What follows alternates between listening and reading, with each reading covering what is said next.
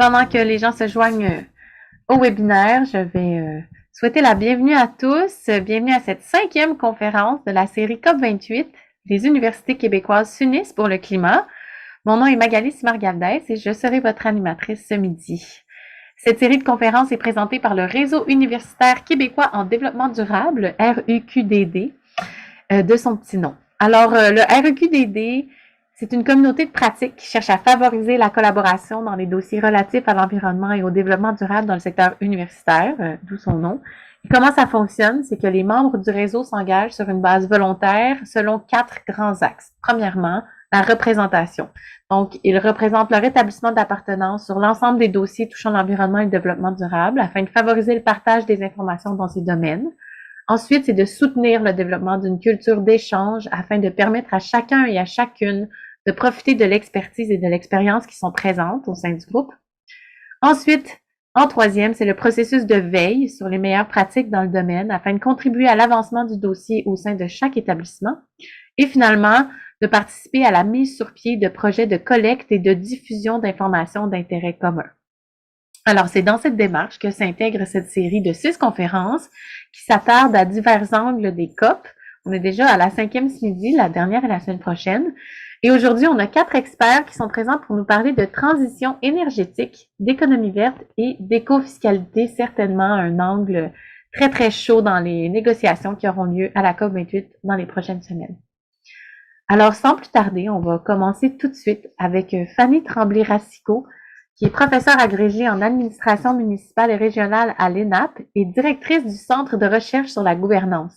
Ses travaux de recherche en cours portent sur l'analyse des politiques territoriales d'économie circulaire, sur l'abordabilité des Transit-Oriented Developments et sur l'utilisation des mesures d'éco-fiscalité au palier local et régional.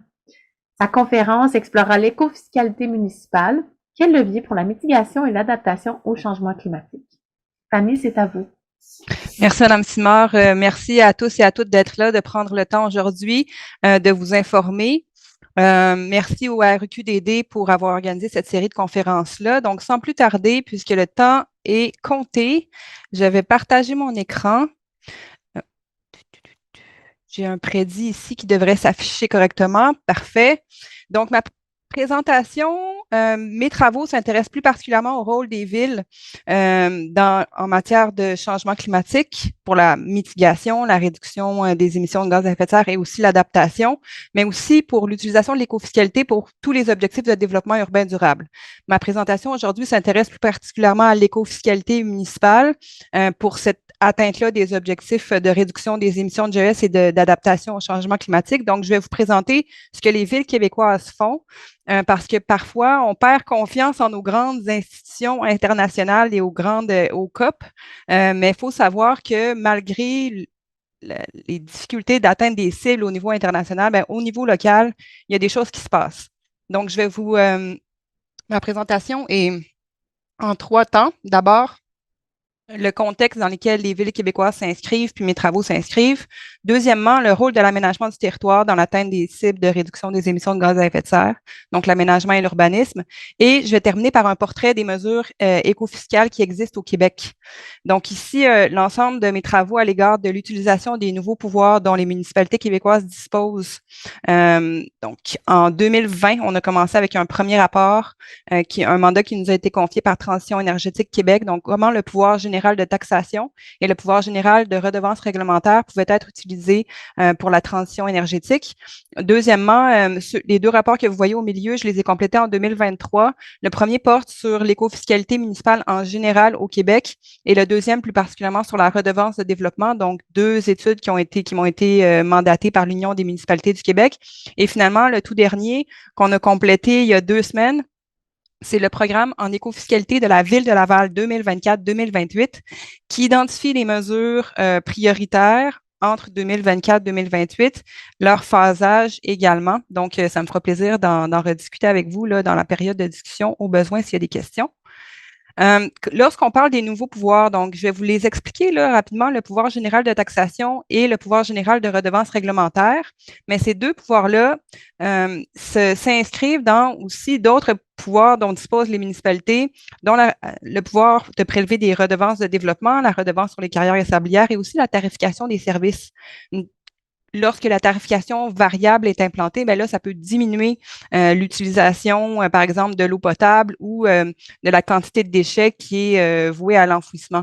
Donc, ce sont des nouveaux pouvoirs qui peuvent être utilisés pour atteindre des cibles de réduction d'émissions de gaz à effet de serre ou de financer des régimes réglementaires, des programmes, des services qui vont permettre de s'adapter ou de réduire les émissions. Donc, lorsqu'on parle d'éco-fiscalité, on parle de mécanismes de marché, vous le savez probablement. Donc, ça envoie un signal de prix, puis ça fait en sorte que les personnes qui sont visées, soit les personnes morales ou physiques, les individus, les entreprises, peuvent choisir de modifier leur comportement ou de payer pour émettre ou pour adopter certains comportements. Donc, s'il y a un choix, ça permet davantage de choix pour les individus, les personnes visées, contrairement à l'interdiction, les outils qui sont basés sur davantage d'utilisation de l'autorité étatique, des outils plus traditionnels. Mais l'écofiscalité, il faut que ce soit pensé en complémentarité aux autres mesures. Ça peut paver la voie aussi vers l'interdiction. Donc, lorsqu'on parle du pouvoir général de taxation, donc les municipalités québécoises disposent depuis 2018 du pouvoir général de taxation. Qu'est-ce que ce pouvoir-là? C'est le pouvoir d'imposer toute taxe directe. Une taxe directe, c'est lorsque le contribuable est la personne qui est redevable. Donc, par exemple, la taxe foncière est un exemple de taxe directe. Elle peut déterminer tout critère, toute exemption en vertu duquel les montants de cette taxe-là peuvent varier. Donc, par exemple, la localisation sur le territoire des municipalités, mais elle ne peut pas prélever les autres pouvoirs publics, donc les écoles, les hôpitaux, les édifices gouvernementaux ne sont pas assujettis, et aussi un ensemble de pouvoirs fiscaux déjà exercés par la province. Mais il y a quand même des options intéressantes. Je vais vous montrer des cas d'application dans un instant. En plus du pouvoir général de taxation, les municipalités se sont vues octroyer le pouvoir général de prélever des redevances réglementaires. Contrairement au pouvoir général de taxation, dont le premier objectif, c'est de prélever des revenus, la redevance réglementaire a comme objectif de financer un régime de réglementation complet et détaillé. Donc, l'objectif est de prélever des revenus auprès des personnes qui bénéficient du régime de réglementation ou qui en créent le besoin. Donc, il peut y avoir deux objectifs plus précis, soit financer un service, une infrastructure, un programme à partir des revenus qui sont prélevés auprès des gens qui en créent le besoin ou qui en bénéficient, ou directement modifier les comportements des individus. Donc, ça aussi, ça a du pouvoir en termes d'éco-fiscalité pour réduire les émissions de GES. La redevance réglementaire, puisque ce n'est pas une taxe, ça permet des prélèvements qui s'apparentent à une taxe indirecte. Donc, une taxe indirecte, c'est collecté par une personne autre que celle qui la récupère, comme par exemple des droits de douane. Donc, les droits de douane, c'est l'importateur qui va payer les droits de douane, mais le prix va se rapporter sur le prix de vente. Donc, ça permet un certain nombre de prélèvements possibles. Puis, si on regarde, ça, c'est la liste d'exclusion du pouvoir général de taxation. Puis, ce qui est en rouge, c'est pas exclu du pouvoir général de redevance réglementaire. Donc, on peut prélever une redevance à l'égard de la fourniture d'un bien ou d'un service. On peut prélever une redevance sur la présence d'un particulier sur le territoire de la ville et on peut prélever une redevance sur l'utilisation des chemins publics. Donc, l'utilisation de ces nouveaux pouvoirs-là, je vais vous montrer quelques exemples. Ça permet de modifier le comportement des individus, de financer des régimes réglementaires, de diversifier les sources de revenus des municipalités, donc moins se baser sur la taxe foncière. Et les municipalités peuvent adapter le régime de réglementation ou la taxe en fonction de sa propre situation, de sa volonté politique, de l'acceptabilité sociale, du potentiel fiscal de la municipalité ou de la mesure, etc. Donc, ça permet une grande flexibilité. Ici, je voulais parler, avant de vous montrer des exemples, du rôle de l'aménagement et l'urbanisme. Puis là, vous avez la chaîne causale de l'aménagement et de l'urbanisme qui a un impact sur les habitudes de transport et qui ont un impact sur les émissions de CO2 parce qu'on sait que dans les villes du Québec, plus de 50% des émissions proviennent des transports. L'aménagement et le design Donc, est-ce que c'est marchable? Est-ce que c'est dense et tout ça? Ce sont des éléments, là, donc la densité résidentielle, la densité de population, la mixité, ce sont tous des éléments qui covarient et qui ont une influence sur le kilométrage parcouru par les véhicules. Donc, le choix modal, la distance de déplacement et la fréquence des déplacements. Et lorsqu'on combine ça avec l'efficacité énergétique des véhicules, la teneur en carbone des carburants, ça va avoir un impact sur les émissions de CO2. Donc, pour les villes qui maîtrisent le foncier, dans une grande ou qui maîtrise l'aménagement du territoire, c'est très important comme potentiel là, pour réduire les émissions à la source. Donc ici, vous avez le portrait des mesures écofiscales qui sont utilisées au Canada ou qui pourraient potentiellement être utilisées. Donc, vous avez les types de prélèvements dans la colonne, dans les lignes, là, taxes, redevances réglementaires, tarification. Vous avez les objectifs dans les colonnes, donc objectifs de mobilité durable, aménagement et urbanisme, émissions de GES, c'est réduction de amélioration de la qualité de l'air. Ensuite, vous avez diminution de la consommation d'eau potable et la perméabilisation du sol. Et finalement, les matières vouées à l'enfouissement. Donc, ce qui intéresse directement les émissions de CO2, c'est essentiellement la mobilité, l'aménagement et l'urbanisme, les émissions de GES.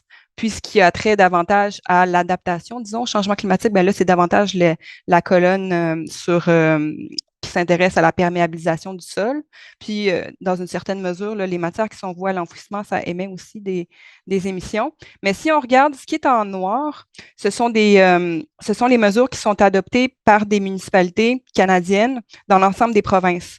Donc, la Ville de Montréal, par exemple, a une tarification variable des vignettes de stationnement. Donc, plus on a un nombre de véhicules important, on fait une demande de vignette, plus c'est des gros cylindrés, plus on paie. Ça va jusqu'à 500 pour la deuxième vignette de stationnement pour un 3 cylindrés et plus au plateau Mont-Royal. Ensuite, si on regarde une autre taxe, un autre prélèvement, la taxe d'inoccupation qui existe, dont les municipalités québécoises ils vont pouvoir les imposer avec le projet de loi 39 qui revoit la fiscalité municipale là, qui est à l'étude en ce moment. La redevance de développement, je pourrais en discuter davantage. Redevance sur l'utilisation et le traitement de l'eau potable, tarification de l'eau potable de rejet des eaux usées et tarification incitative pour la collecte et le traitement des matières résiduelles. Donc, l'ensemble de ces mesures-là sont déjà utilisées dans les municipalités de plusieurs provinces canadiennes. Ce qui est en bleu, ce sont les initiatives qui sont uniquement présentes au Québec. Donc, avec le pouvoir général de taxation, le pouvoir général de redevance réglementaire. Donc, la première, la Ville de Montréal a adopté une taxe sur les espaces de stationnement commerciaux au centre-ville. Laval, c'est une taxe sur les surfaces pavées dans un PPU, c'est un projet pilote. Il y a aussi la taxe sur le coefficient d'occupation du sol, donc Victoriaville et Varennes. C'est une forme de taxe sur la sous-densité. Ensuite, Boisbriand a une redevance pour la remise en culture des terres agricoles non exploitées. Magali, je vois que vous voulez me signifier qu'il reste 2 minutes ou qu'il reste parfait. Une 2 minutes. Parfait. Donc, redevance pour la culture des terres agricoles non exploitées. Puis, je vais peut-être passer un peu plus de temps sur les deux qui s'en viennent parce que ce sont les deux seules mesures écofiscales municipales. Donc, la taxe sur les systèmes au mazout ou les systèmes biénergie, la Ville de Laval l'a adoptée en 2023. Donc, si on a un système au mazout, cette année, on paie, ou biénergie, on paie 50 $. L'an prochain, ce sera 100 $ par porte.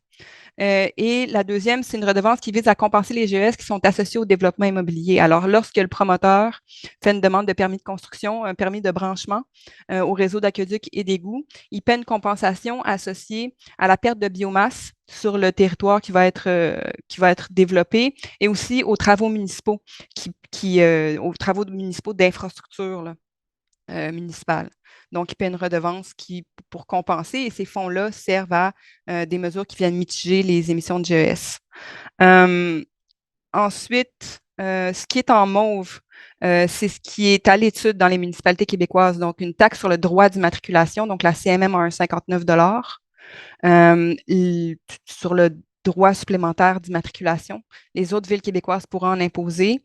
Une redevance visant les générateurs de déplacement. Ça, c'est ma mesure préférée. Je pourrais en discuter, je pourrais vous l'expliquer lors de la séance de questions-réponses parce que c'est ma réponse à une question qu'on va me poser. Une redevance aussi visant la réduction de la perte de canopée. Donc, quand on a un permis d'abattage, ben, plus on va payer une redevance en fonction de la valeur écosystémique des arbres qui vont être abattus et une redevance qui vise les résidus de construction, rénovation, démolition qui est aussi à l'étude. Donc, si vous vous intéressez davantage à ces mesures-là, faites-moi signe et ça me fera plaisir de vous les présenter plus en détail. Donc, sur ce, je laisse la parole aux collègues.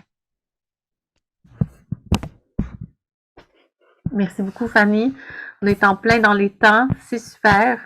On poursuit maintenant avec Bruno Paulet, qui est un électrochimiste français, professeur de chimie, directeur du Green Hydrogen Lab, co-directeur de l'Institut de recherche sur l'hydrogène au Canada et titulaire de 2 chaires de recherche en production d'hydrogène vert et renouvelable. Il nous parlera ce midi d'hydrogène. Rêve ou réalité? C'est une grande question. Merci, Monsieur Paulet, c'est à vous. Merci beaucoup et puis merci de votre invitation. Donc, j'ai en fait 8 minutes, donc ce sera une présentation très courte. Donc oui, donc hydrogène, rêve ou réalité? Réalité, mais gardons les pieds sur terre. Ok, soyons vraiment pragmatiques et soyons vraiment réalistes de ce que peut faire l'hydrogène dans certains secteurs industriels et autres secteurs.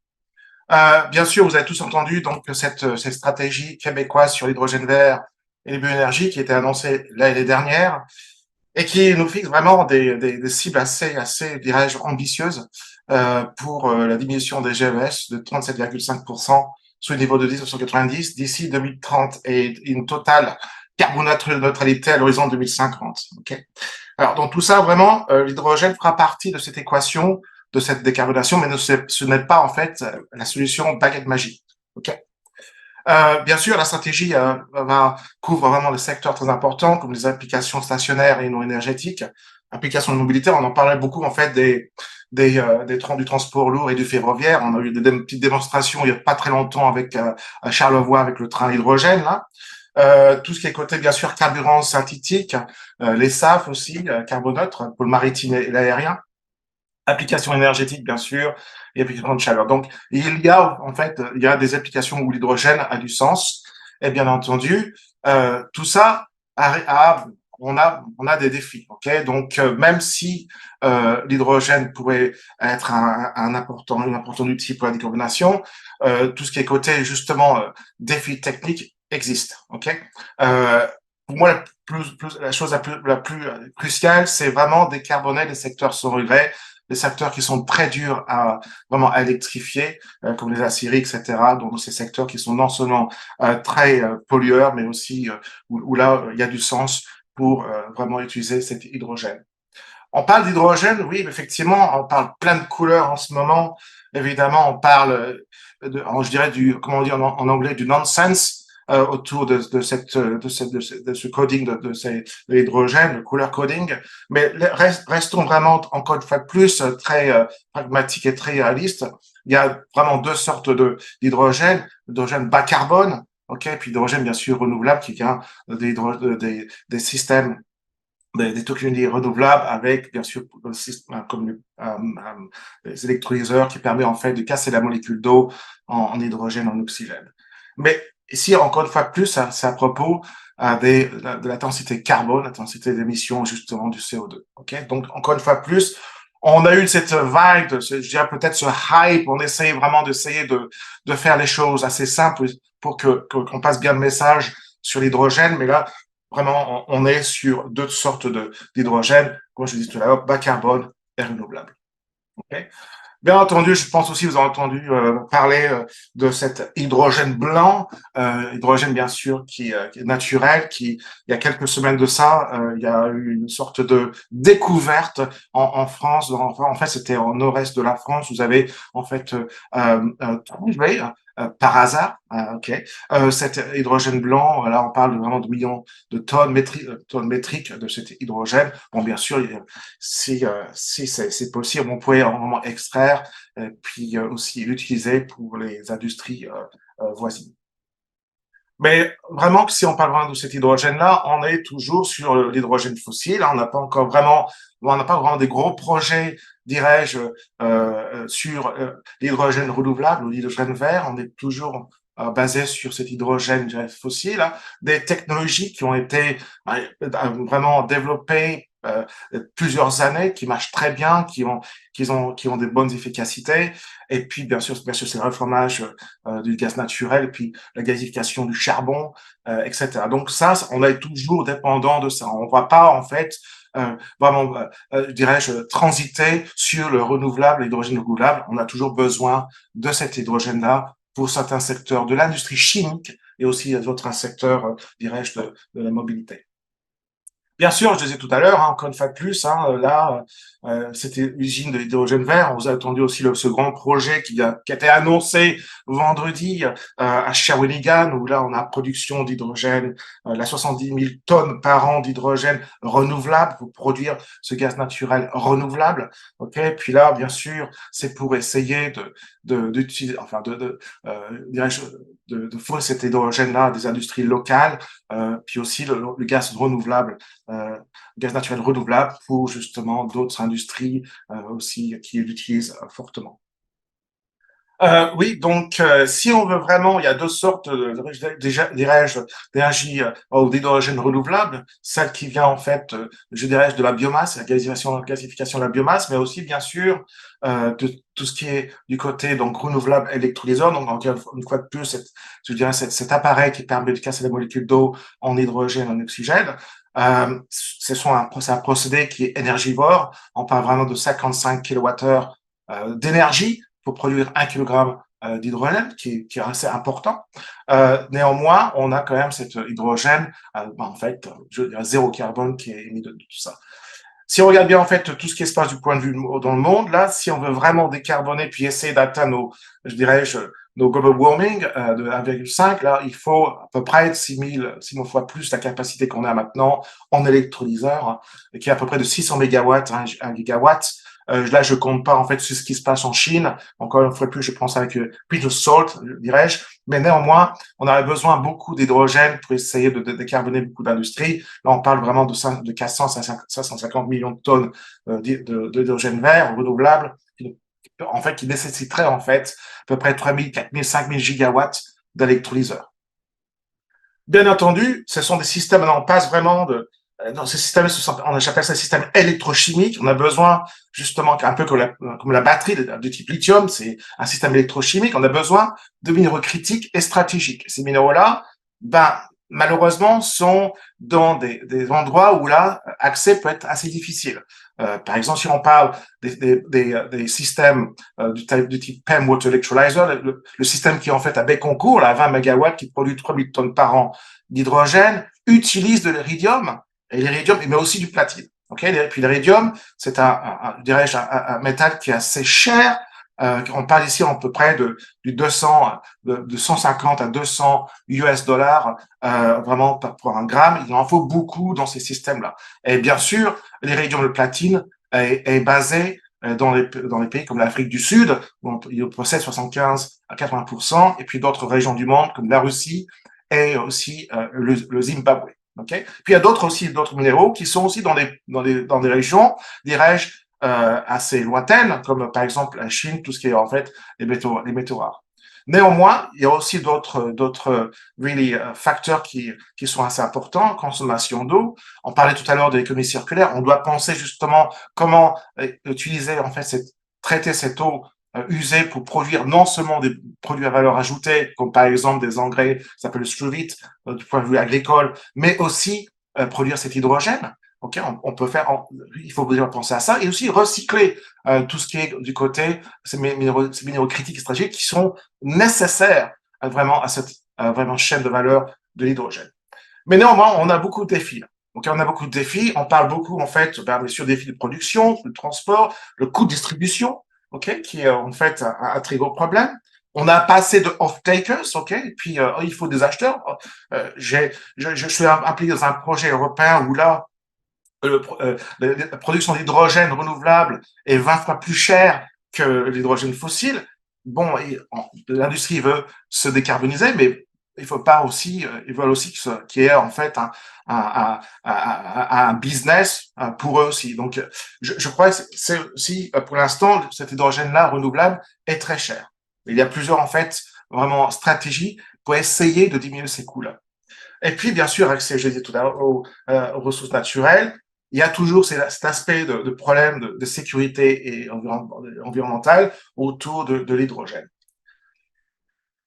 Et si on regarde bien, en fait, donc c'était un rapport de l'Agence d'énergie internationale d'énergie, là. C'était une revue qui a été publiée en septembre. Eh ben, on n'est pas vraiment, je dirais, j'en ai assez loin vraiment de ces déploiements massifs de cet hydrogène. À peu près 4% de projets ont eu en fait le go-ahead, si vous voulez, hein, le Final Investment Decision. OK? Et pourquoi ça? Parce qu'il y a vraiment tout ce qui est tout ce qui est autour du coût des équipements, certains pays qui sont très, très durs, très, très, très difficiles pour essayer de pénétrer ces projets-là. Il n'y a pas assez vraiment un support des stratégies de gouvernement assez efficaces, etc. Puis bien sûr, très important, une absence de standards certification, de mécanismes global. Donc, on a besoin de cette harmonisation vraiment des différentes régions du monde. Néanmoins, il y a des défis, mais ça s'en vient. Mais restons encore une fois plus, vraiment ayons les pieds sur terre. L'hydrogène est un vecteur énergétique qui a du sens pour certains secteurs, mais pas pour tous les secteurs. Merci. Merci beaucoup, Monsieur Paulet. Je rallume ma caméra. Un timing parfait. 10 minutes pile. Merci beaucoup. Nice. On a le temps pour une question si jamais pendant qu'on... C'est super, les questions vont rentrer des fois par écrit au courant des prochaines conférences. Merci beaucoup. Donc, on passe à la troisième présentation aujourd'hui de Monsieur Pierre-Olivier Pinault, qui est professeur titulaire au département des sciences de la décision de HEC Montréal et titulaire de la chaire de gestion du secteur de l'énergie depuis décembre 2013.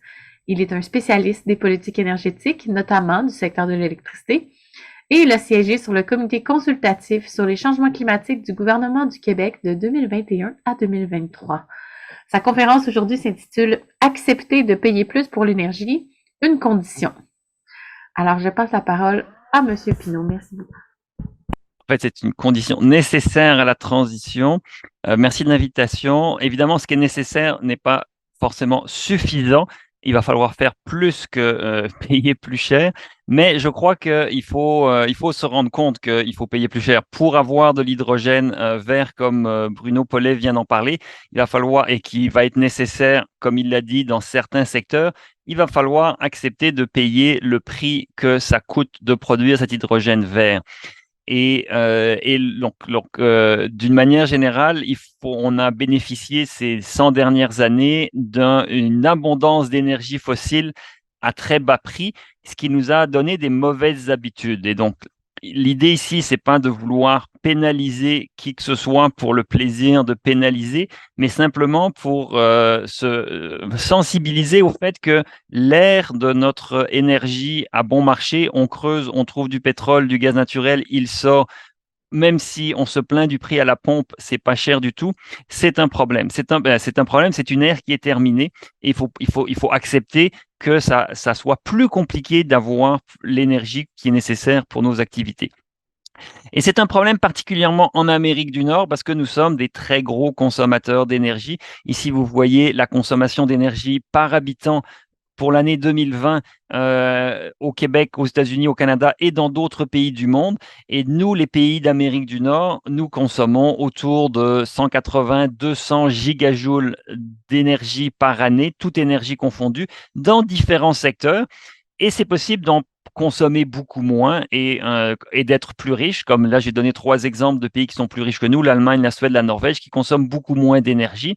Et à l'échelle mondiale, vous voyez la Chine où l'humain moyen sur Terre ne consomme que 50-60 gigajoules d'énergie par personne. Donc, ils sont déjà, l'humain moyen est dans un mode beaucoup plus durable que nous en Amérique du Nord parce qu'on consomme beaucoup. Et pourquoi est-ce qu'on consomme beaucoup? Mais c'est lié à différents facteurs. On peut penser au climat. Personnellement, je ne pense pas que ça explique grand-chose. On peut penser à la taille du continent. Encore une fois, ça n'explique pas grand-chose.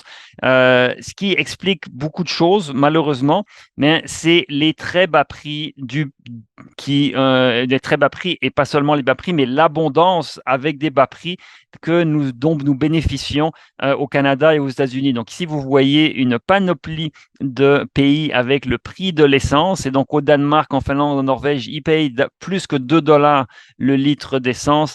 Ça, c'était pour le début de 2023, c'est des dollars américains. Au Canada, on est sous la barre des 1,50 $ US, donc beaucoup moins. Donc, ça n'explique pas tout, mais c'est évident que quand ça coûte moins cher, on va consommer plus.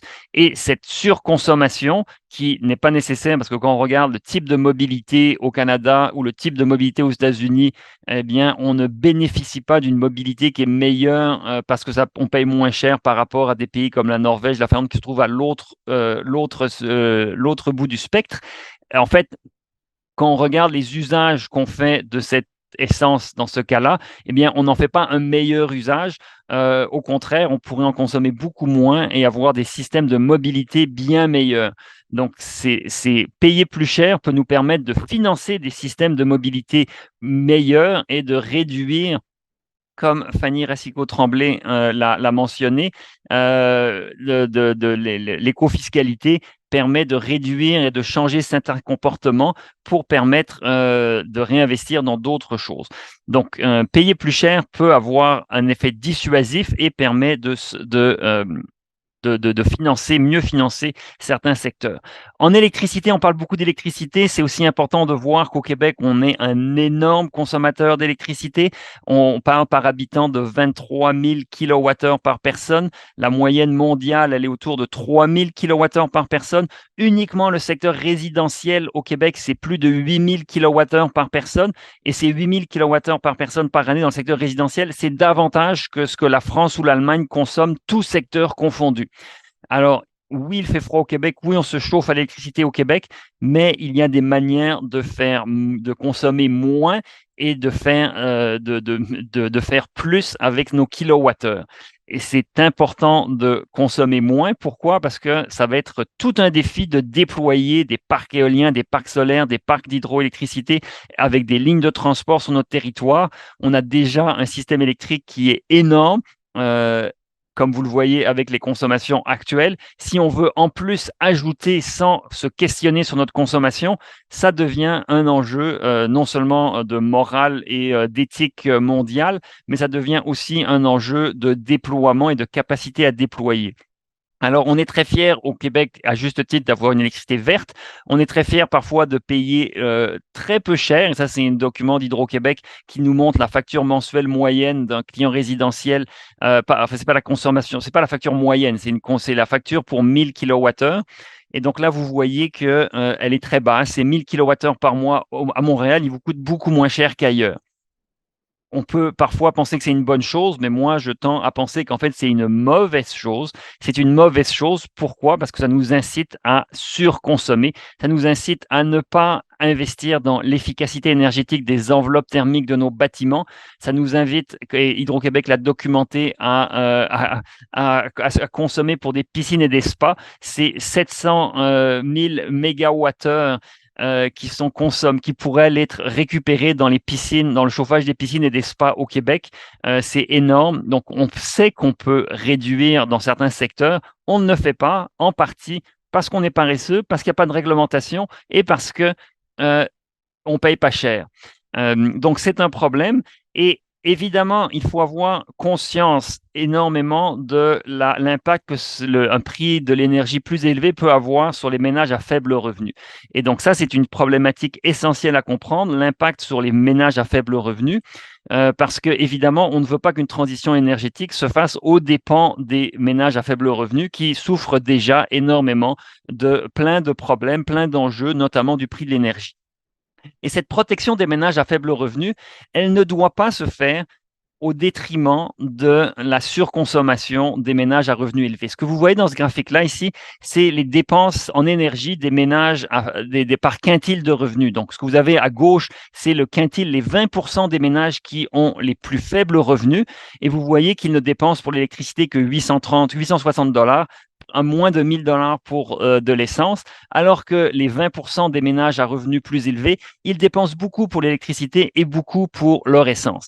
Alors que ces ménages à revenus élevés, ils auraient les moyens de réduire leur consommation à travers différents investissements en efficacité énergétique.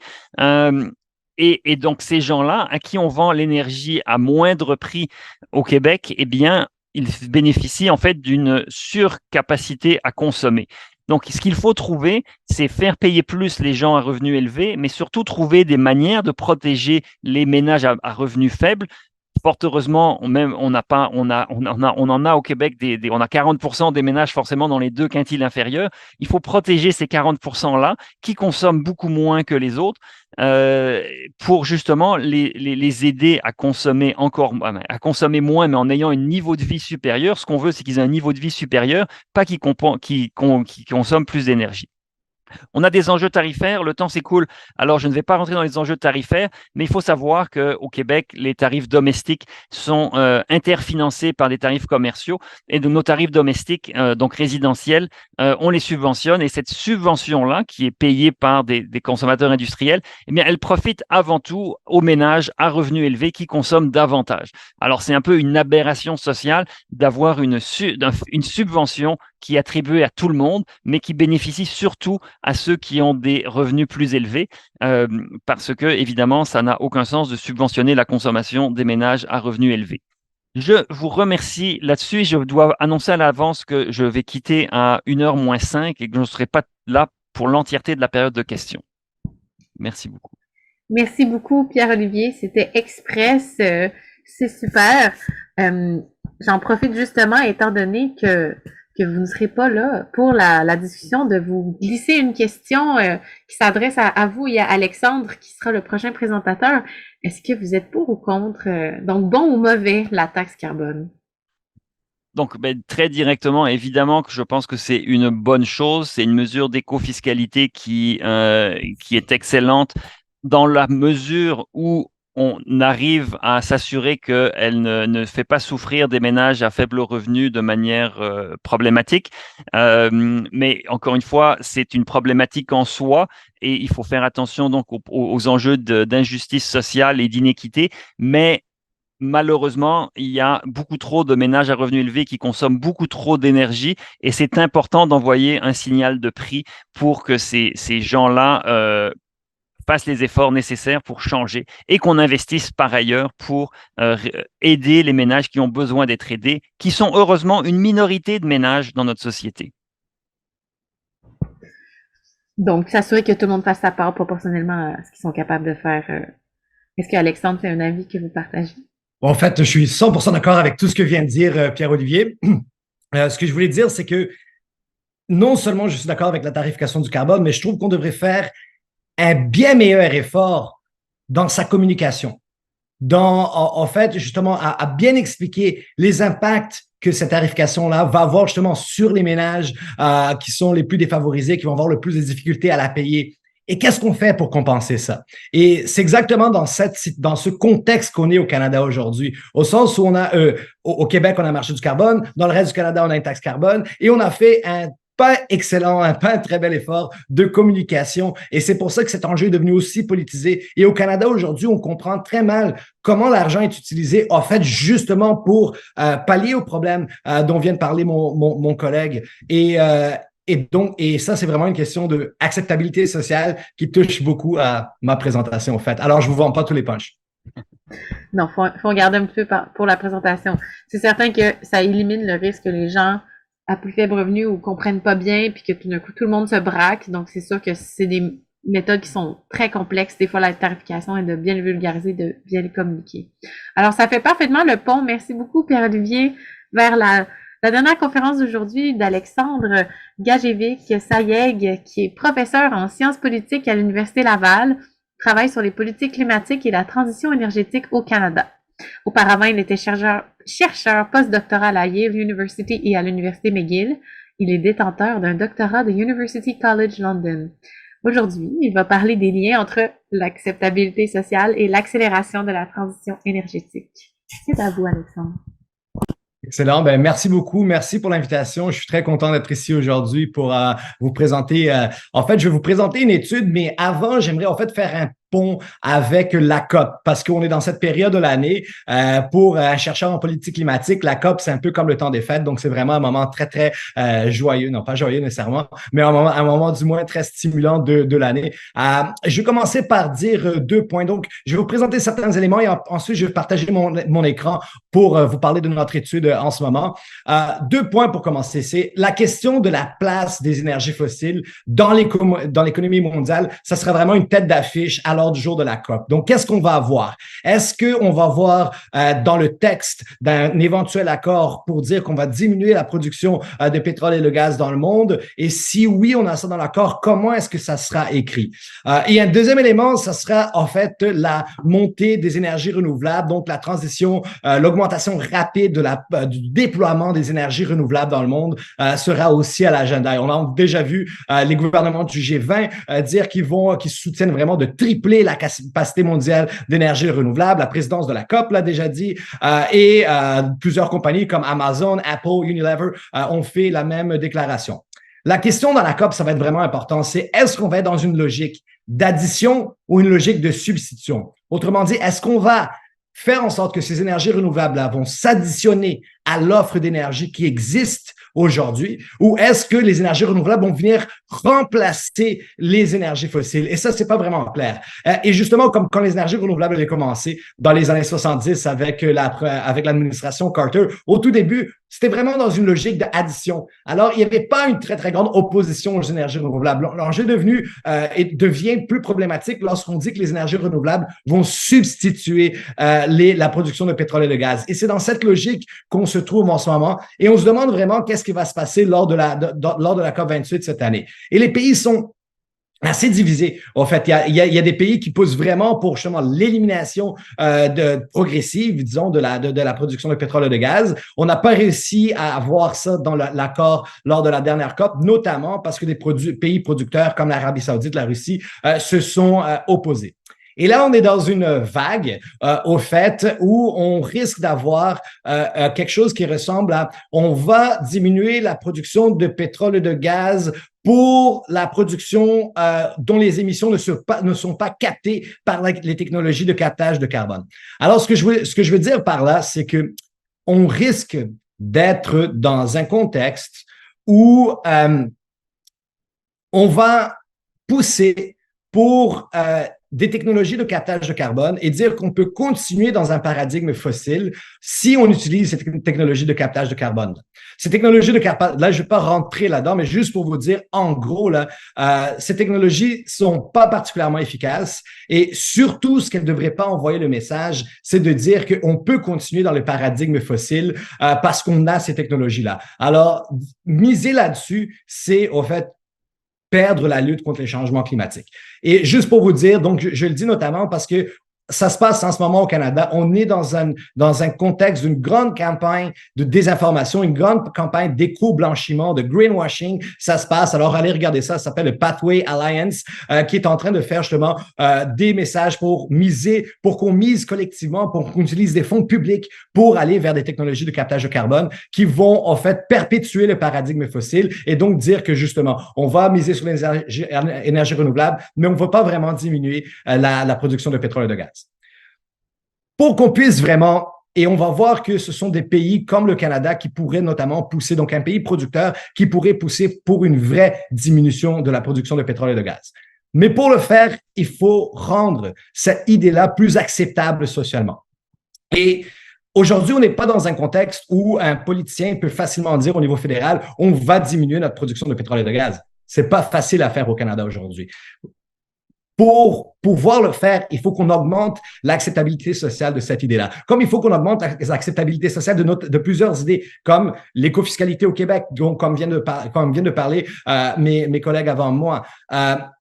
Et on est rendu à un moment de la lutte contre le changement climatique où on comprend l'importance de ces idées politiques-là que sont l'opinion publique et l'acceptabilité sociale de ces idées. Et il y a différents facteurs qui influencent l'acceptabilité sociale d'un projet ou d'un plan, d'une politique donnée, comme les risques qui sont perçus, comme les idéologies en place, comme l'opinion des élites et des promoteurs de différents projets. et notamment les bénéfices et fardeaux pour les communautés locales. Et je vais insister sur ce dernier point, ce qui sont les bénéfices et les fardeaux pour les communautés locales, et c'est là-dessus que porte mon étude. Alors, comment est-ce qu'on pourrait rendre comment est-ce qu'on pourrait rendre la diminution de pétrole et de gaz et la tarification du carbone plus acceptable socialement? Alors, laissez-moi vous présenter certaines idées qu'on a dans notre étude ici. Alors voilà, notre hypothèse, en fait, justement, ce qu'on voulait tester dans notre article, c'est l'idée suivante. Est-ce que l'équité et des emplois verts, donc en fait, prendre soin des travailleurs et créer des emplois verts pourrait réduire des tensions sociales et politiques qui entourent la mise en œuvre de politiques climatiques au Canada et peut-être ainsi réussir à accélérer la transition vers une économie plus verte au Canada. Donc, comment est-ce qu'on pourrait faire ça? Notre hypothèse est justement que si on associe des idées comme la tarification du carbone et la diminution de pétrole et de gaz à des mesures comme on va prendre soin des travailleurs, on va payer pour des formations, on va leur donner du soutien, on risque d'augmenter l'acceptabilité sociale. Et c'est ça qu'on a voulu tester, au fait. C'est ça qu'on a voulu tester et c'est ce qu'on a fait. On a fait un premier sondage l'année passée au Canada dans 5 différentes provinces. Et ce qu'on a voulu faire, c'est on va poser 2 questions qu'on sait qui vont pas particulièrement nécessairement être acceptables socialement. Et on va les comparer, ces 2 questions-là, si on inclut des mesures d'équité et de création d'emplois verts. Alors, on a demandé à donc 1500 personnes dans 5 provinces canadiennes, est-ce que vous êtes en faveur de continuer à augmenter le prix des émissions de dioxyde de carbone au Canada? Et deuxièmement, est-ce que vous êtes en faveur de diminuer la production de pétrole et de gaz au Canada? Qu'est-ce qu'on a trouvé? Alors voilà, la colonne de gauche que vous voyez, c'est la première question. Donc, là où les pourcentages sont les plus bas, notamment vous voyez en Alberta, en Saskatchewan, c'est pas particulièrement surprenant. Est-ce que vous êtes en faveur d'augmenter la tarification du carbone? C'est pas quelque chose qui est particulièrement bien reçu dans ces provinces-là. Toutes les autres colonnes, c'est là où on a inclus des nouvelles mesures. Comme d'abord, on a inclus, est-ce que vous êtes d'accord avec cette mesure-là si on soutient les travailleurs des industries fossiles? Deuxièmement, si on redistribue à la population. Et troisièmement, si on crée des emplois verts avec l'argent recueilli. Et ce qu'on observe, c'est que si on associe la tarification du carbone, donc si on la communique comme ça, on augmente beaucoup l'acceptabilité sociale de cette mesure-là qui, premièrement, est controversée. Alors, notre point est essentiellement que, voilà, il y a moyen de jouer sur l'acceptabilité sociale si on communique bien et si on associe ces mesures importantes avec des mesures d'équité et des mesures de création d'emplois verts. Alors, vous voyez, ici, le soutien à la tarification du carbone a augmenté. Donc, par logique, vous voyez ici, c'est l'opposition à la tarification du carbone qui a beaucoup diminué dans exactement ces mêmes provinces. La deuxième question qu'on avait posée, c'est est-ce que vous êtes d'accord, justement, pour la diminution progressive de la production de pétrole et de gaz au Canada? Même chose, colonne de gauche, on voit pas particulièrement acceptable, mais est-ce que vous êtes d'accord pour diminuer la production de pétrole et de gaz au Canada si, de 1, on crée des emplois verts, de 2, on soutient les travailleurs des industries fossiles qui vont être les premiers affectés par ces mesures-là? Et ce qu'on voit, c'est encore une fois, l'acceptabilité sociale de cette mesure augmente considérablement, notamment dans des endroits. Alors, ça, c'est vraiment comme des données préliminaires. C'est vraiment la première étude qu'on a fait. Mais ce qu'on observe, c'est qu'il y a effectivement moyen d'augmenter l'acceptabilité sociale de mesures qui sont, au fait, assez controversées et très qui deviennent des wedge issues, qui sont des mesures électorales très, très chargées. Et donc, notre hypothèse, c'est que si on réussit à augmenter cette acceptabilité sociale-là, on pourrait effectivement accélérer la transition énergétique, on pourrait accélérer la lutte contre les changements climatiques. Et donc, notre message est surtout de dire que on devrait vraiment concentrer beaucoup d'efforts dans la communication de cette acceptabilité sociale et d'aller chercher cette acceptabilité avec ces différentes mesures. Alors, on croit que c'est un message qui pourrait être assez intéressant pour nos dirigeants politiques et économiques au Canada. Alors, nous, on a une série d'études qu'on va faire là-dessus, mais voilà, on vous présente juste les données préliminaires de la toute première étude sur le sujet que nous, on a fait. Voilà. Merci beaucoup. Merci beaucoup, Alexandre. C'est vrai que c'est tellement important de trouver des façons que ça soit vu de manière positive. On parle beaucoup de créer un nouvel imaginaire, de créer un récit qui est plus attrayant pour les gens plutôt qu'on soit dans la peur de vivre des effets terribles, en plus d'avoir très très peur du gros monstre du changement climatique. Alors, ça c'est une des façons de procéder. Pour tous les panélistes aujourd'hui, ce serait quoi selon vous le top 3 des choses à mettre en place pour décarboner rapidement et de façon réaliste la société québécoise? On a abordé plusieurs mesures aujourd'hui, mais allons-y de manière top 3. Fanny, votre micro est ouvert, je vous lance la balle. Merci. Pour moi, c'est une mesure en particulier, là, c'est les programmes de gestion des déplacements des employeurs, des grands employeurs. Donc, il y a certaines juridictions aux États-Unis où c'est l'État qui oblige les grands générateurs de déplacement à avoir des plans de gestion de déplacement, ce qui fait en sorte que les grands employeurs fournissent le laissez-passer de transport collectif à leurs employés.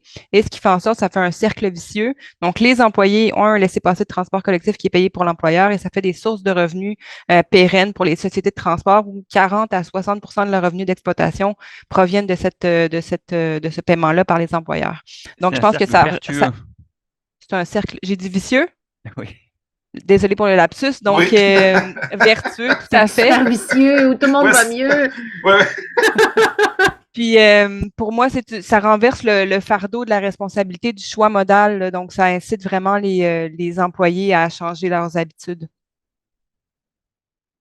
Je renchérirais en disant taxe kilométrique. Évidemment, l'incident dans la question, il y avait l'aspect populaire ou facilement réalisable, facilement acceptable. Ça, c'est pas forcément le cas, mais par contre, c'est prioritaire pour justement inciter les gens à faire davantage de covoiturage, avoir des charges de camions qui augmentent plutôt qu'elles diminuent, comme c'est le cas actuellement au Canada. Et ça favoriserait évidemment une taxe kilométrique, donc le regroupement et la collectivisation des véhicules de transport. Moi, mon top 3 rapidement, donc après la taxe kilométrique, il faut déployer le train. C'est essentiel si on veut occuper le territoire québécois de manière optimale avec une faible empreinte carbone et territoriale, parce que le train prend beaucoup moins d'espace. L'empreinte physique de voies ferrées est bien moindre que celle des routes. Il faut déployer des trains au Québec qui s'électrifient ou s'utilisent à l'hydrogène beaucoup mieux que des véhicules routiers. Et la protection du territoire, un moratoire complet sur de l'étalement urbain est essentiel. Donc, une politique d'aménagement du territoire extrêmement forte. C'est mes 3 points. Les 3 points très, très coup de poing, comme on dit. Je peux ajouter, en fait, Pierre-Olivier, je ne sais pas si les figures sont correctes. Sur les 49 000 kilomètres de ferrovie au Canada, il y a à peu près 130 kilomètres qui sont électrifiés. Je ne sais pas si c'est vrai, mais Ouais. c'est alarmant. Alarmant. Ouais.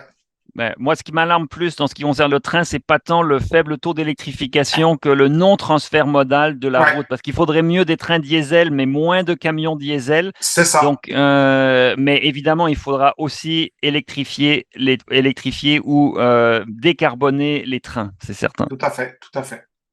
On peut rajouter puis les décarboner. Alexandre? Oui, donc là qu'on a en fait, je suis vraiment d'accord avec ce que vient de dire mon collègue, très définitivement.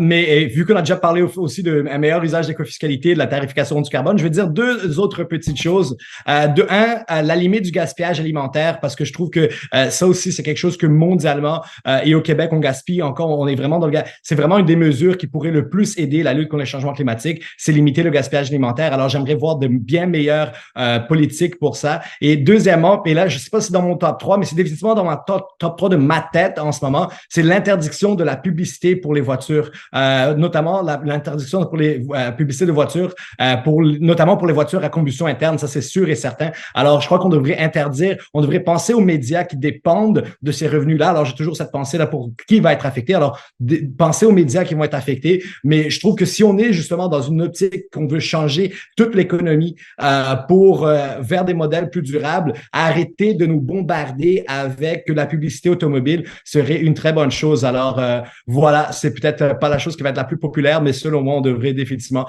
interdire très bientôt la publicité automobile.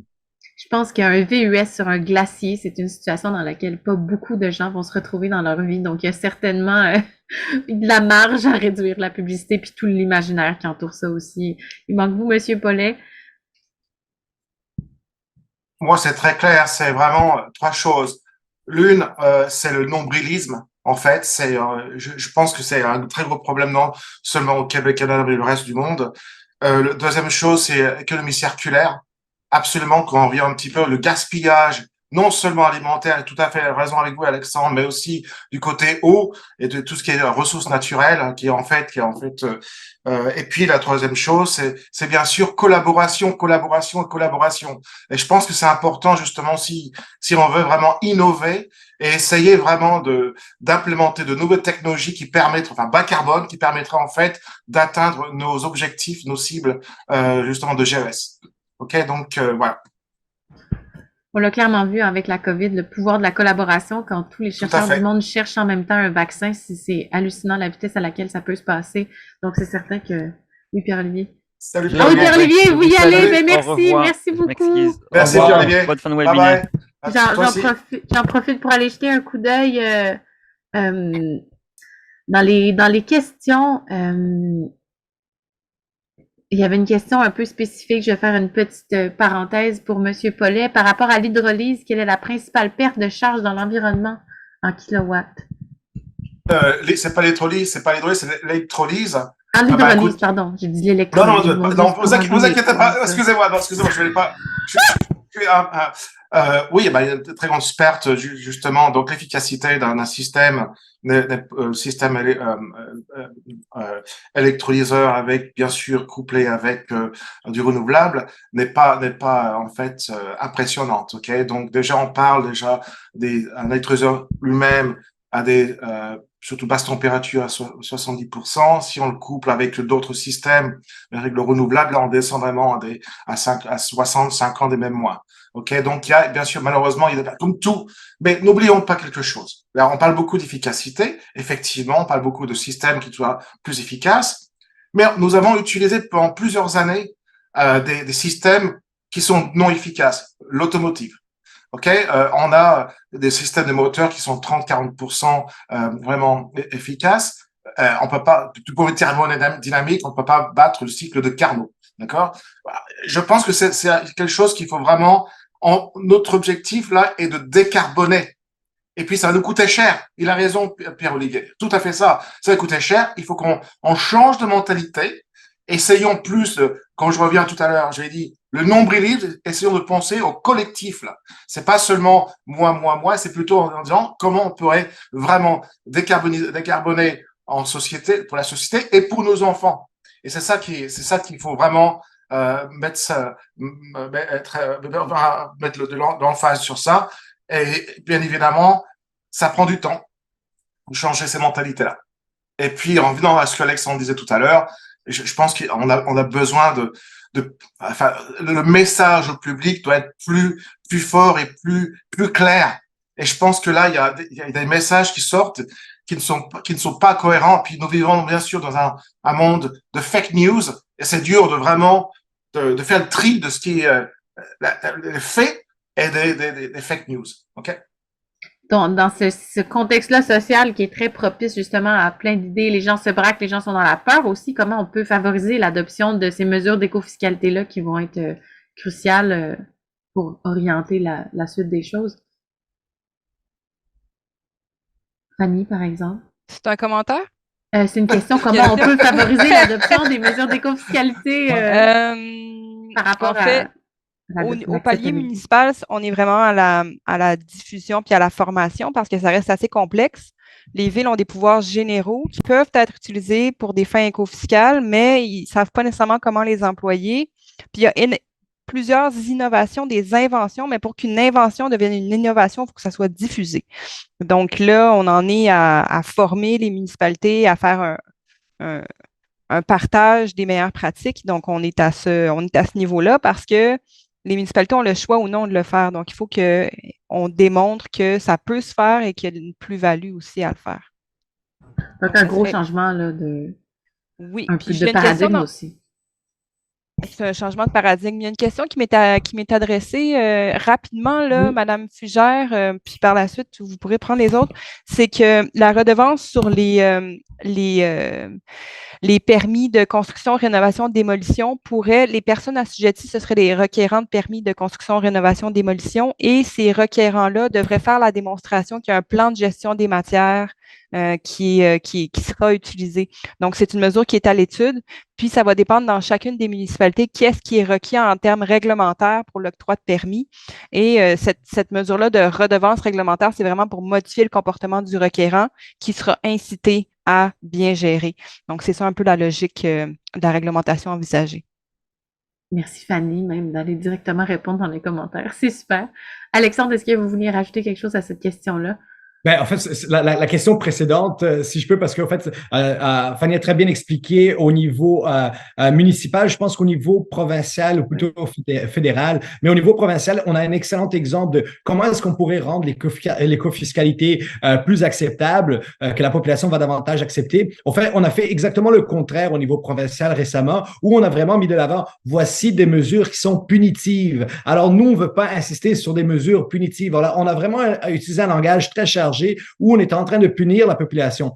Tandis qu'on devrait être en train d'utiliser le langage, regardez, on est en train de réorienter toute notre économie. Alors, on n'est pas en train de punir des usagers de VES si on va mettre justement une écotaxe sur des véhicules à grande dimension ou très polluants ou par rapport aux cylindres ou peu importe. On n'est pas en train de punir, on est en train d'envoyer le signal qu'on veut changer toute l'organisation de notre économie et que des comportements comme ça, on veut les décourager. Alors, on doit être en train d'envoyer le signal en tant que société et les gouvernements devraient être en train de le faire. On veut organiser notre société différemment et on veut faire en sorte que tout le monde comprenne que ça devrait au fait devenir plus cher et on va au fait mettre de l'avant des solutions pour que tout le reste, par exemple, chez moi, le transport actif, pour que le transport en commun devienne justement plus acceptable. Donc, on va valoriser ces autres modes de transport-là. Alors, on doit, et dans l'acceptabilité sociale, l'opinion des leaders politiques, elle y vaut vraiment pour beaucoup. Alors, les gouvernements ne peuvent pas se cacher derrière des questions d'acceptabilité sociale parce qu'ils sont un facteur qui influence l'acceptabilité sociale de différents projets. Alors, je pense qu'avec l'écofiscalité, les promoteurs, notamment comme les gouvernements, doivent mettre de l'avant et ça devrait être quelque chose de transpartisan. On ne devrait pas faire de ça en fait, on devrait pointer du doigt ceux et celles qui essayent de faire de ça un enjeu électoral parce qu'on devrait avoir un effort transpartisan autour de cette question-là. Oui, quand les changements climatiques vont arriver, ben, ils sont déjà en train d'arriver, ça touche tout le monde, peu importe qui sont les partis politiques, et ça va coûter cher d'un côté ou de l'autre. Il y a une question qui nous vient du public qui je pense peut-être qu'Alexandre, ça serait plus de votre côté, mais est-ce que la COP et les GIEC se posent sur l'enjeu démographique dans le contexte des changements climatiques? Monsieur Victor nous parle aussi des politiques de réduction démographique dans une optique de réduction de consommation à la source. Quelles sont les positions en COP et GIEC par rapport à cet enjeu-là? Ben, à ma connaissance, je veux dire, on s'entend que même toutes les théories malthusiennes sur la démographie sont pas particulièrement moralement acceptables, mais ce que je peux dire, c'est que la plupart des pays qui ont connu une transition au niveau de l'éducation et de la santé ont connu une stabilisation démographique. Alors, je pense que puis là, c'est vraiment une question de justice globale. Lorsque on voit, et une chose très importante dans ce contexte qui est vraiment bonne à la fois pour la question démographique et à la fois pour la lutte contre le changement climatique, c'est l'éducation des filles à travers le monde. Alors, on voit dans des contextes où les filles ont plus d'années de scolarité, on réussit à aider la stabilisation démographique et on réussit, en fait, à lutter contre les changements climatiques en même temps. Alors, c'est vraiment une très, très bonne chose que de miser sur des questions, en fait, justement, de penser la stabilisation démographique à travers des questions de santé et d'éducation à travers le monde. Fanny, vous avez levé la main, vous l'avez baissée. Oui, mais en complément, c'est que c'est pas tant le nombre de personnes sur la Terre qui est problématique, mais c'est la consommation. Donc, plus un pays devient riche, plus il consomme de ressources. Donc, ça va être la manière dont, dans ces pays-là, à forte croissance, il va y avoir un développement qui soit davantage faible en carbone. Donc, c'est une autre manière de le voir. Merci beaucoup. Je regarde un peu les commentaires en même temps. Oui, il arrive bientôt, il est 13h05. Alors, on voit que les gens commencent, certaines personnes doivent continuer leur journée. Avant qu'on continue à la prochaine question, j'aimerais quand même inviter les gens à assister au dialogue pour le climat qui commence demain à partir de 15h. C'est des rencontres intersectorielles pour accompagner tout au long de la COP 28 et qui sont organisées par la société civile québécoise. Vous pouvez trouver les informations en regardant soit sur LinkedIn ou sur Facebook. Les dialogues pour le climat, c'est une autre super série qui aborde les enjeux de la COP 28. Euh, pour les panélistes, encore une fois, cette fois-ci, c'est plutôt pour M. Paulet. Comment on peut aborder l'enjeu des minerais critiques et stratégiques dans le déploiement de l'hydrogène vert? Vous en avez parlé tantôt comme un des freins actuels. Alors, comment on peut l'aborder?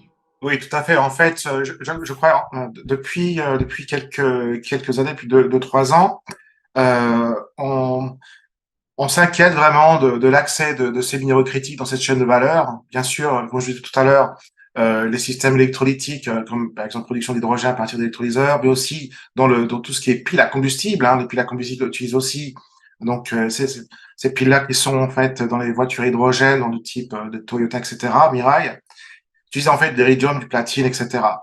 Et ces minéraux-là sont vraiment dans des régions, comme je le disais tout à l'heure, en Afrique du Sud, 75%, 80% y résident, et puis d'autres aussi régions du monde comme la Russie. Et donc, c'est vraiment penser comment on pourrait vraiment avoir accès à ces minéraux critiques, mais aussi comment les recycler efficacement avec des procédés qui sont en fait sympas pour l'environnement. Euh, Puis, bien sûr, il y a des régions du monde comme le Canada. On est bien placé du côté minéraux. On voit déjà un petit peu des géopolitiques déjà. On voit par exemple des ententes entre le Canada et l'Allemagne, et puis là bientôt ça s'en venir entre le Canada et puis l'Europe, justement, dans cette filière hydrogène, justement, pour essayer d'avoir accès à certains minéraux critiques qui pourraient aussi vraiment favoriser certains secteurs de la chaîne de valeur d'hydrogène. Alors, je parle par exemple là, par exemple, de tout ce qui est côté système alcalin, qu'on appelle ça, c'est une autre technologie, mais aussi de tout ce qui est autour, justement, des électrolyseurs, autour de tout ce qui est côté pile à combustible, parce qu'on a besoin de ces minéraux. Et n'oublions pas aussi, on a besoin, si on veut produire cet hydrogène vert à partir d'électrolyseurs, on a besoin aussi d'une grande capacité d'énergie renouvelable. Et ces énergies renouvelables, ces technologies comme le solaire, comme l'éolien, etc., ont besoin de minéraux critiques. On a besoin aussi de l'électrification, le cuivre par exemple. Ok. Donc tout ça, vraiment, on est dans une situation là, on peut voir déjà un petit peu, comme je disais tout à l'heure, un petit peu des sortes de conflits industriels, de conflits de marché autour de ces minéraux critiques, dont en fait la Chine, dirais-je, a vraiment la main dessus, essaie de vraiment de bouger ce marché-là. Puis, une petite anecdote, je travaillais en Afrique du Sud il y a 12 ans de ça. J'étais un directeur de centre de pile à combustible d'hydrogène. Et il y avait déjà, en fait, une sorte d'accès, enfin, des délégations chinoises qui essayaient déjà, à cette époque-là, d'acheter ces mines de platine, de platinoïdes, par exemple, etc. Donc, on est vraiment dans une situation critique. Euh, pour nous, côté québécois, canadien, on est quand même bien placé. On peut vraiment capitaliser sur ça et vraiment pousser des technos qui ont du sens pour notre pays. Ça sera pas simple, mais il faut le garder Si en je peux tête quand même. Si je peux me permettre de profiter de la présence de M. Paulet, puis de faire un parallèle avec ce qu'Alexandre a dit tout à l'heure au sujet d'avoir une réduction globale, d'avoir un accord sur une réduction globale de la production des énergies fossiles. Ici, dans le cas des minéraux critiques, des stratégiques, des terres rares, donc le Canada, le Québec ont des stratégies d'exploitation pour justement assurer une certaine sécurité dans l'approvisionnement des matériaux. Donc, il y a un jeu géopolitique, mais il n'y Oui. a pas d'entente globale sur la Et, réduction de la production, là. tout à fait, absolument. Vous avez en fait, c'est exactement, vous avez tout à fait raison, en fait. Et puis ça, le big elephant in the room dans tout ça. Et puis effectivement, on n'a pas vraiment ces ententes fortes sur ça. Et d'ailleurs, je pense que ce sera un sujet qui sera abordé justement à cette conférence énergie mine, qui sera à Québec dans, je crois, la semaine prochaine, je crois. Je lisais justement ce matin que 96% des compagnies de combustibles fossiles investissent actuellement dans des nouveaux développements. Donc, on n'est pas du tout dans la direction même de réduire, de fermer ce qui existe. Donc, c'est clairement the elephant in the room. Et en plus, avec la présidence de cette prochaine COP, certainement, on peut douter. Oui, je pense aussi. Oui, puis on doit notamment genre, à mettre de l'avant l'idée selon laquelle il y a beaucoup d'investissements et notamment genre, au Canada, on semble avoir cette optique de vouloir et dire que notre pétrole est éthique et qu'on sera les derniers fournisseurs du pétrole de l'économie mondiale. Cette logique du last man standing qu'on appelle est vraiment néfaste. On devrait plutôt mettre de l'avant l'idée et que, par exemple, que, en fait, beaucoup de ces investissements-là, en principe, ne vont pas être rentables. Si on est en train de lutter contre le changement climatique, ces investissements-là ne sont pas rentables. On devrait envoyer, et il y a beaucoup de gens qui le croient déjà, mais c'est un message qui doit être envoyé et que des pays comme le Canada doivent envoyer au marché financier en disant, regardez là, ne financez pas ces investissements-là, ça ne devrait pas être rentable. On devrait avoir un message vraiment mondial et on voit que le marché est en train de basculer un petit peu, mais ça devrait être généralisé comme message. C'est comme ça qu'on va réussir à réorienter l'économie mondiale. Tout à fait. Oui, exactement. Alors, on en serait maintenant à notre dernière question, qui est notre question en rafale qu'on demande à tous les panélistes. Comme ça, on fait une grosse liste en une phrase, là, en quelques mots, en réponse courte. Quelle action devrait prendre votre université pour en faire davantage pour contrer la crise climatique? Oh. Moi, je l'ai, c'est adopter un plan de gestion de déplacement des employés. Je le pousse à l'interne aussi. Allô? Je peux y aller avec la réponse de Fanny? Avec la même réponse. Non, ça nous prend trois mesures, là. En fait, on a une université qui est considérée parmi les leaders mondiaux en termes de justement de pratique, de réduction de réduction de GES, mais je crois que l'intégration des transports actifs dans le campus, on a encore un campus qui est très très occupé par des stationnements. Alors, je pense que ça va un peu ça va exactement dans le sens de ce que vient de dire ma collègue. Est-ce que j'ai une autre mesure en tête? Je vous reviens là-dessus. Parfait. On va écouter M. Paulet. Vous avez le temps de réfléchir? Je vais être très diplomatique, puis je pense que je vais prendre en fait les commentaires de Fanny puis d'Alexandre, puis j'ajouterai aussi avoir peut-être une perspective plus globale en fait, et puis avoir vraiment une stratégie forte sur la décarbonisation. Et voilà, je pense que c'est ce que je dirais en fait. Commencer par avoir quelque chose de clair, de fort et de... C'est ça. Exactement. D'incarner. C'est ça, décarboner, etc. Tout à fait. Puis mettre en place justement des mécanismes pour que justement on puisse vraiment y aboutir. C'est ça. Je pense qu'on devrait, du moins dans notre campus, on a vu certaines initiatives qu'on devrait vraiment valoriser de cafés, de cafétérias qui ont adopté des pratiques vraiment écologiques très poussées, que ce soit dans le ressourcement local des produits, que ce soit vraiment dans la minimisation de tous les déchets, le compostage. Il y a des cafés qui sont devenus un peu des exemples dans notre campus et je pense que c'est quelque chose aussi qui pourrait vraiment être adopté et qu'on souhaite qu'il soit adopté au fait dans le campus at large. Oui, c'est sûr que dans l'alimentation, c'est un gros poste d'émission au niveau mondial, donc il y a clairement un message à envoyer puis des bonnes pratiques à adopter. Alors, ça serait la fin de notre atelier aujourd'hui. Merci beaucoup à tous d'avoir été là. La dernière conférence de cette série est la semaine prochaine et elle sera en mode hybride. Alors, pour ceux qui peuvent y être à l'ETS, on fera une dernière séance sur les villes. Et puis, je rappelle encore une fois que c'est possible d'aller vers les dialogues sur le climat qui sont du 30 novembre au 12 décembre. Tous les détails sur LinkedIn ou sur Facebook. Alors, merci à tous d'avoir été là et une bonne journée à vous. Merci énormément. Merci tout le monde. Enchanté, Fanny, Alexandre, Magali. Enchanté Bruno. Content de te revoir, Fanny. Toujours un plaisir de vous écouter.